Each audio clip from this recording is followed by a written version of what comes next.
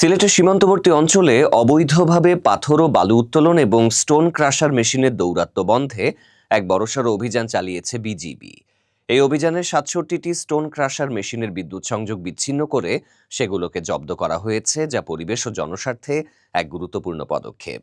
বুধবার দিনব্যাপী সিলেটের গোয়াইনঘাট উপজেলার জাফলং এলাকায় বিজিবির সিলেট ব্যাটালিয়ন ৪৮ বিজিবির প্রত্যক্ষ তত্ত্বাবধানে এই টাস্কফোর্স অভিযান পরিচালিত হয়। এই অভিযানে নেতৃত্ব দেন গোয়াইনঘাট উপজেলা নির্বাহী কর্মকর্তা রতন কুমার অধিকারী। অভিযানে বিজিবির পাশাপাশি স্থানীয় প্রশাসন, পুলিশ, আনসার এবং পরিবেশ অধিদপ্তরের সদস্যরাও অংশ নেন।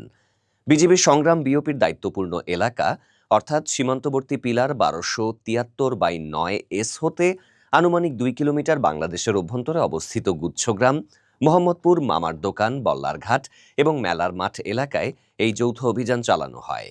এই অঞ্চলগুলো দীর্ঘদিন ধরে অবৈধ পাথর ও বালু উত্তোলনের কেন্দ্র হিসেবে পরিচিত। এই অভিযানে মোট ৬৭টি অবৈধ স্টোন ক্রাশার মেশিনের বিদ্যুৎ সংযোগ বিচ্ছিন্ন করা হয়।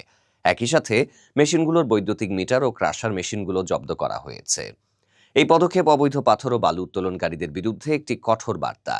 এই অভিযানের কারণ সম্পর্কে সিলেট ব্যাটালিয়নের অধিনায়ক লেফটেন্যান্ট কর্নেল মোহাম্মদ নাজমুল হক বলেন, বিজিবি সীমান্তে টহল জোরদার এবং অভিযান পরিচালনার পাশাপাশি সীমান্তবর্তী এলাকায় অবৈধভাবে বালু ও পাথর উত্তোলন বন্ধ এবং পরিবেশের ভারসাম্য রক্ষায় স্থানীয় প্রশাসনের সাথে নিয়মিতভাবে টাস্কফোর্স অভিযান পরিচালনা করে আসছে।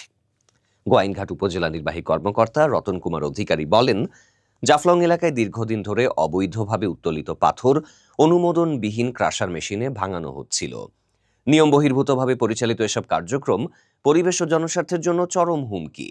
সিলেট অঞ্চলের জাফলং, ভোলাগঞ্জ, বিছানাকান্দি সহ বিভিন্ন এলাকায় অবৈধভাবে পাথর ও বালু উত্তোলন একটি দীর্ঘস্থায়ী সমস্যা।